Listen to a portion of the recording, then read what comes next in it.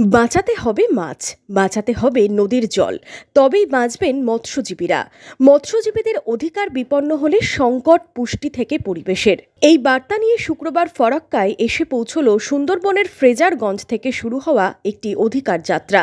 Actually প্রথমেই বলি, আমরা মৎস্য সম্পদ রক্ষার জন্য এবং জলের উপর মৎস্যজীবীদের অধিকার স্থাপনের উদ্দেশ্যে বা দাবিতে আমরা ফ্রেজারগঞ্জ থেকে গত 26শে নভেম্বর 2024 যাত্রা শুরু করেছি এবং আজকের 20শে ডিসেম্বর 2024 আজকের সমাপ্তি আমাদের এই দীর্ঘ যাত্রা।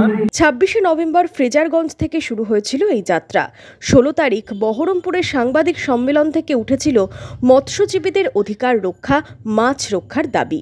মাছ সরবরাহ করে এই ক্ষুদ্র মৎস্যজীবীরা, সেটা বন্ধ হয়ে যাচ্ছে, কমে যাচ্ছে।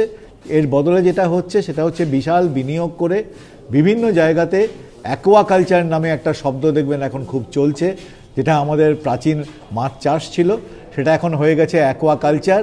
কারণ সেখানে কোটি কোটি টাকার বিনিয়োগ হচ্ছে, মুনাফার ব্যবস্থা করা হচ্ছে। তো এই অধিকারের জন্যই লড়াই। অধিকার হচ্ছে জল, অধিকারে জলকে ব্যবহার করা, মাছ চাষ করার জন্য, মাছ ধরার জন্য, এবং জলটাকে রক্ষা করাও বটে। কারণ জল যদি না ভালো থাকে তাহলে মাছ ভালো থাকবে না, আর মাছ ভালো না থাকলে পরে মৎস্যজীবীও ভালো থাকবে। পরিবেশ আর পুষ্টি দুই বাঁচাতে সাধারণ মানুষকেও জানতে হবে মৎস্যজীবীদের কথা। কিন্তু বেড়ে চলা দূষণের মাঝে কোন পথে এই লড়াই?